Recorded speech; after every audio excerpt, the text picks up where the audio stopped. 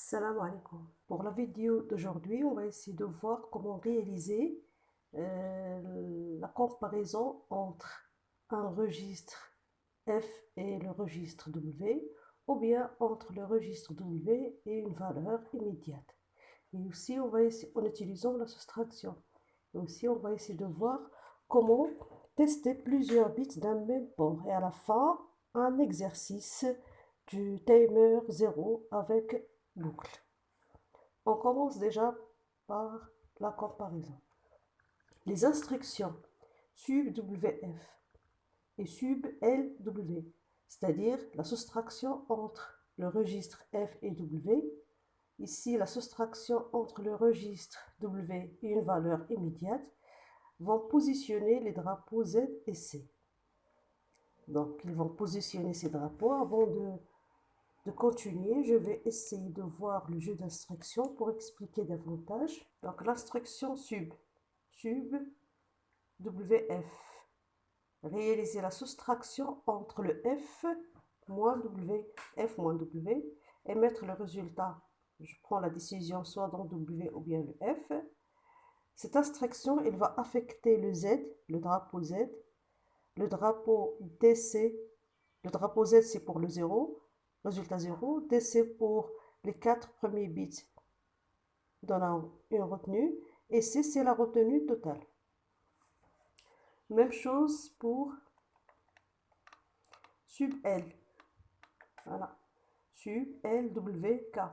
La valeur immédiate K moins W et le résultat dans W. On affecte les mêmes drapeaux Z, DC et C. Pour ces drapeaux, ils seront affectés de la manière suivante. C'est-à-dire lorsqu'on va utiliser la soustraction entre le registre WF ou bien entre une valeur et le W, les drapeaux Z et C seront positionnés par le microcontrôleur. Bon, si F moins W égale à 0, ou bien lorsqu'on va travailler avec la valeur K moins W égale à 0, alors Z égale à 1 sera positionné à 1 et C positionné aussi à 1. Pas de retenue de la soustraction. Donc pour C, la retenue, lors de l'addition, s'il y a la retenue, il sera affecté par 1. Pour la soustraction, non, lorsqu'il va y avoir retenue, il sera affecté par 0. F moins W supérieur à 0, ou bien K moins W supérieur à 0. Z sera affecté par 0 et C affecté par 1. Pas de retenue de soustraction puisque le F sera supérieur à W, K supérieur à W. F moins W inférieur cette fois à 0, ou bien K moins W inférieur à 0. Z sera affecté par 0 et C cette fois sera affecté par 0 aussi. Il y a retenue de soustraction. Ça signifie que le F maintenant il est inférieur à W. Le K il est inférieur à W. Pour réaliser une comparaison entre un registre quelconque F, de la RAM ou bien les ports, et W, où une valeur K est le contenu de W, il suffit de réaliser la soustraction F moins W ou bien K moins W en utilisant les deux instructions ici. Et on observe les drapeaux Z et C, c'est-à-dire tester Z et C. Si Z égale à 1, automatiquement F elle est égale à W, ou bien le K est égal à W. C égale à 1 maintenant. Le F sera supérieur ou égal à W, ou bien K supérieur ou égal à W. On peut revenir toujours à ce niveau-là pour vérifier. Troisième possibilité, c'est maintenant C égale à 0. C égale à 0, ça veut dire qu'il va y avoir une retenue de la soustraction. F, cette fois, elle est inférieure à W, ou bien le K, il est inférieur à W. J'ai les trois possibilités. Égalité, supérieur ou égal, ou bien inférieur.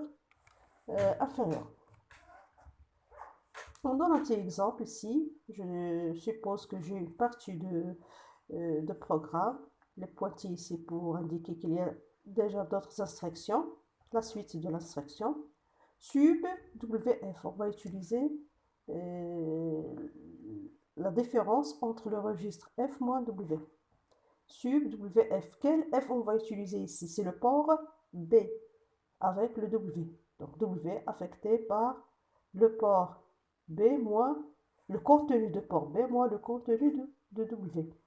Et je peux tester directement le C, le bit C. Je teste, est-ce que le bit C égale à 0? C'est ici pour clear. Le bit C se trouve dans le registre statut. Même chose avec pour le Z. Si le port il est inférieur à W, sautez une instruction. Quand est-ce que le port B sera inférieur? Lorsque le C sera égal à 0. C'est ce qu'on a testé ici. Si oui, je saute une instruction et je continue le programme. Par exemple, ici, je vais charger le contenu de W dans l'adresse mémoire 20 hexadécimale. Sinon, je peux réaliser d'autres traitements, comme ici, j'ai réalisé le GoTo, c'est-à-dire je vais attendre jusqu'à ce que le C soit égal à 0, jusqu'à ce que le port soit inférieur à W. Et je peux réaliser d'autres branchements. Voilà, ça c'était l'exemple pour la comparaison. La comparaison d'un registre avec le W ou bien la comparaison d'une valeur immédiate avec le contenu de W. On passe maintenant vers la deuxième partie, c'est tester plusieurs bits du même port d'un PIC16F. Pour tester plusieurs bits d'un port, on peut utiliser la méthode des masques. Je peux tester bit par bit. Si on teste bit par bit, j'aurai besoin de deux instructions. Test avec le GoTo si le résultat n'est pas encore égal à 1.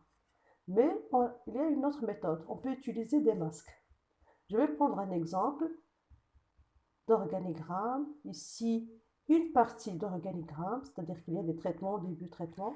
Dans l'organigramme ici, j'ai la possibilité, ou bien je dois tester les 4 bits ici, RB1, RB3, RB4, RB7 de port B. Est-ce que ces bits sont à 1 en même temps? Voilà. Je peux réaliser d'autres traitements ici. Voilà, qu'est-ce qu'il faut faire? On va utiliser un masque. Le masque pour masquer les bits qu'on ne veut pas utiliser de port. Ici, les bits qu'on va utiliser, uniquement RB1. Voilà, je prends le A, RB3, RB4 et RB7. Les bits qu'on ne va pas tester, il faut les masquer. Les masquer, ça veut dire les multiplier par 0. Je dois réaliser un et logique entre le contenu de port et le masque. Comme ça, je peux tester uniquement les bits d0. On va essayer de voir un exemple de programme. Traitement, c'est-à-dire qu'il y a déjà quelques instructions. Je prends uniquement une partie.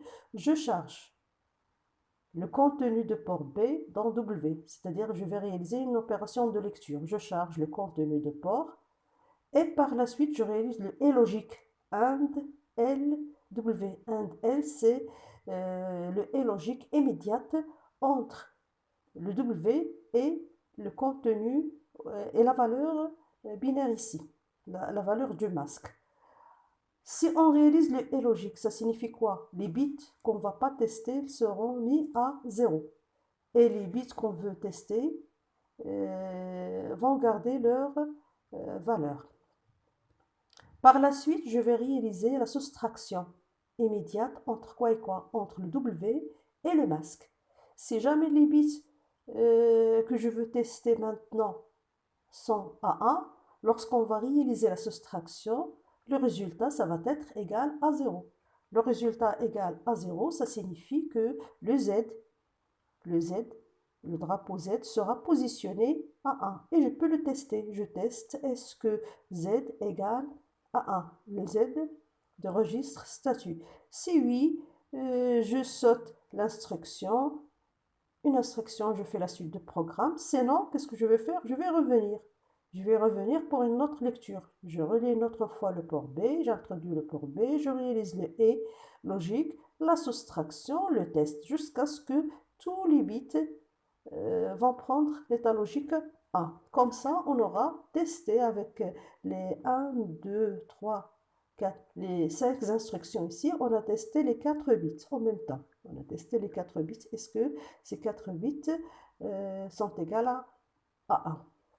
je peux utiliser pour chaque bit le BTSF avec le GoTo, ça va me donner 8 instructions. Donc c'est plus simple de tester le tout en même temps.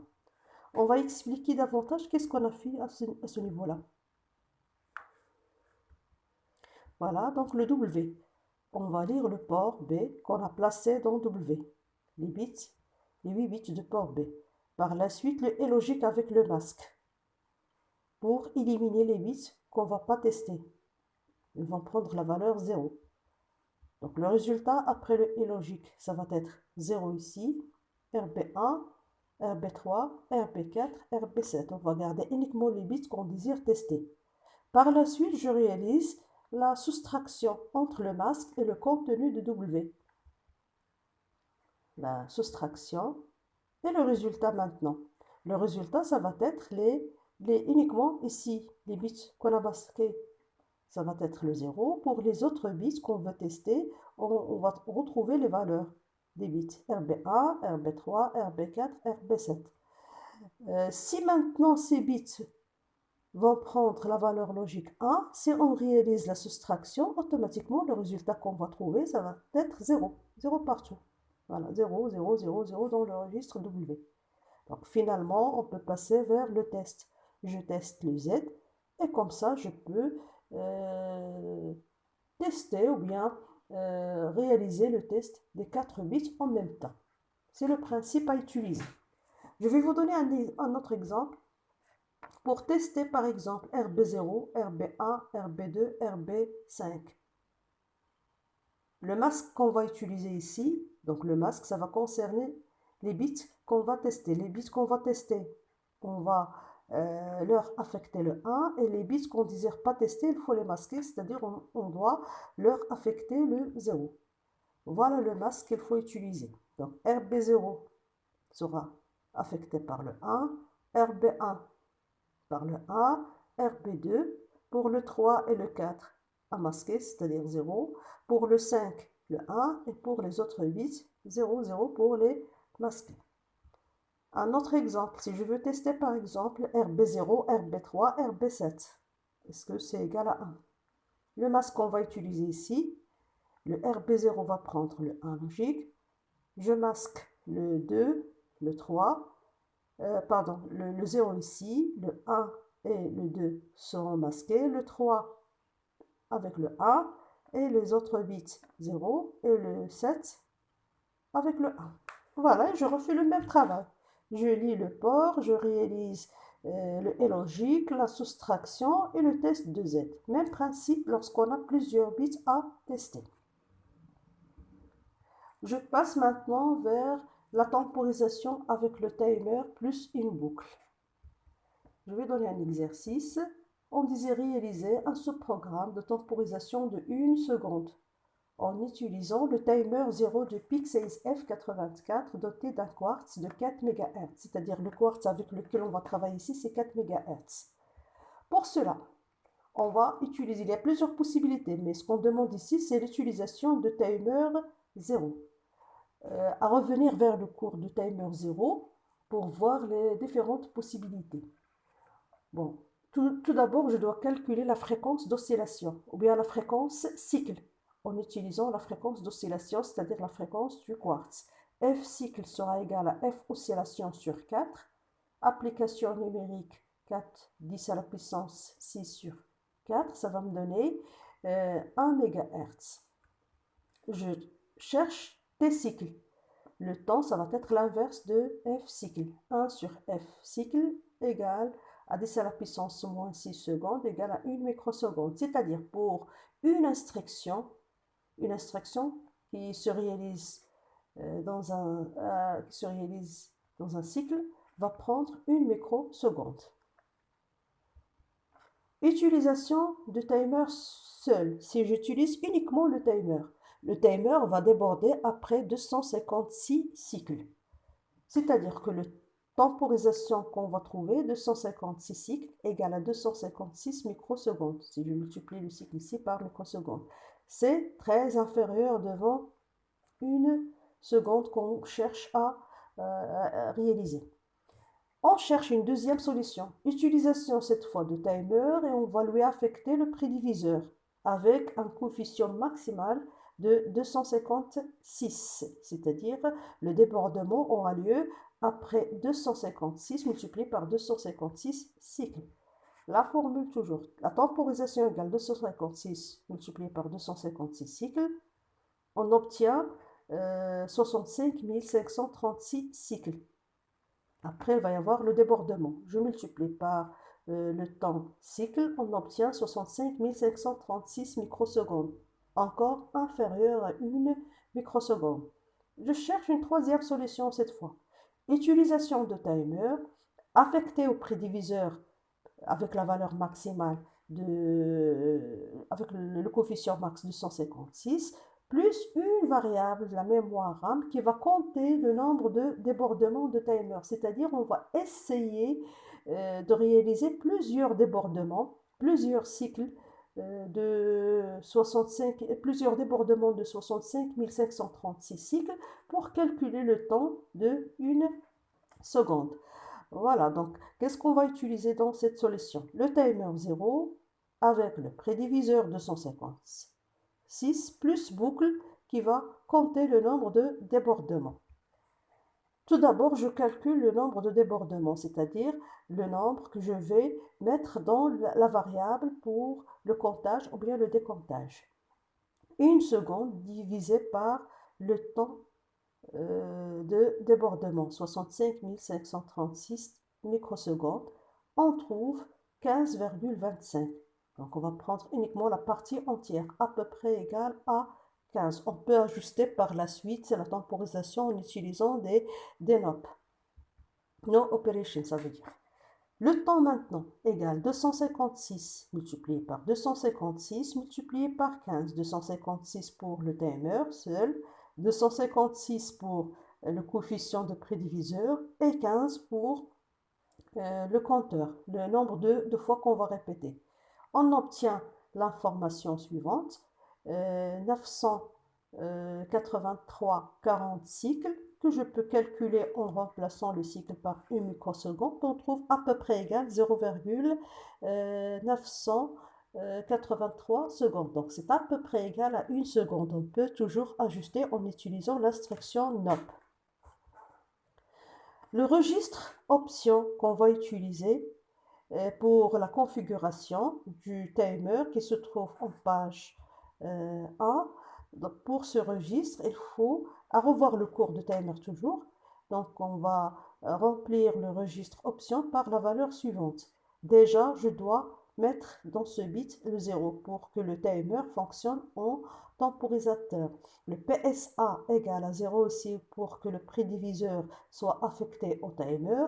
Et les bits ici, les 3 bits, on va leur affecter 1, 1, 1 pour que le coefficient soit égal à 256. Et bien sûr, la configuration du timer se réalise toujours en programme principal. On va essayer de voir maintenant le subprogramme. Déjà, l'organigramme, début de ce programme de temporisation. Je charge une variable que j'ai nommée ici décompte avec la valeur 15, nombre de boucles, nombre de débordements qu'on va établir. Le timer doit démarrer à 0. On va lui affecter le 0. Après, on attend le débordement de timer. Il faut tester le flag, timer interrupt flag, est-ce qu'elle est égale à 1? Sinon, j'attends le débordement. Si oui, on va sortir. Bien sûr, à ne pas oublier d'enlever le flag pour préparer le timer à notre comptage. Par la suite, je décrémente le compteur. Au départ, c'était la valeur 15. Maintenant, ça va être 15 moins 1 égale à 14 qu'on va placer dans décompte toujours. Et je teste. Est-ce qu'on arrive à la dernière valeur? Est-ce qu'on a compté 15 débordements? Sinon, je dois revenir vers le timer 0, c'est-à-dire réaliser un autre débordement jusqu'à ce que le décompte soit égal à 0. Si oui, je sors du programme et on réalise le retour. Voilà maintenant l'exemple de programme qui va réaliser cette application. Call tempo, on appelle ce programme de temporisation. Je charge, je réalise 15 dans des comptes. 15 c'est une valeur décimale, donc soit j'utilise les préfixes D 15 avec les apostrophes, ou bien point 15, ou bien je peux utiliser une valeur hexadécimale H0F, ou bien 0x 0FF, c'est 15 en hexadécimal. Donc je charge le W avec la valeur 15 et je décharge dans des comptes. Ici, deux instructions pour réaliser le chargement des comptes. Par la suite, je vais effacer le timer. Je vais remplacer ou bien placer dans le timer la valeur 0 en utilisant l'instruction clear. Et je teste. Est-ce qu'il y a débordement? Le flag timer interrupts flag se trouve dans le registre F et T control. Je teste, est-ce que c'est égal à 1? Si oui, je saute une instruction. Sinon, j'attends. Go to vers le test. J'attends le débordement. Dès qu'il va y avoir débordement, on saute l'instruction. Go to, on saute une instruction et on se retrouve avec l'instruction BCF NT control timer interrupt flag. C'est-à-dire enlever le flag. On va remettre le flag à 0. Et je décrémente ici les deux traitements, décrémenter et test. Je décrémente le registre F et je teste est-ce qu'il est égal à 0. Si oui, je saute une instruction. Je décrémente le F, je mets le résultat dans F. Et c'est 0, je saute une instruction. Donc, c'est 0, je saute une instruction, ça veut dire qu'on a terminé, c'est le retour vers le programme principal. Sinon, qu'est-ce qu'il faut faire? Branchement vers lab ici. Je branche, c'est la boucle externe ici. Branchement vers lab, ça veut dire qu'on va réaliser un autre comptage et on attend le débordement. Ne pas oublier bien sûr d'ajouter deux cycles pour le call, ici deux instructions pour le chargement et deux cycles pardon, pour le retour. Donc le temps, je peux l'ajuster un petit peu en utilisant le knob, soit à l'intérieur, soit à l'extérieur de la boucle. Bien sûr, à ne pas oublier la configuration de timer 0, toujours se fait en programme principal en utilisant le registre option. Bon, vous allez trouver joint le fichier PDF avec la vidéo et je vous souhaite bonne chance pour la suite. Salam alaikum.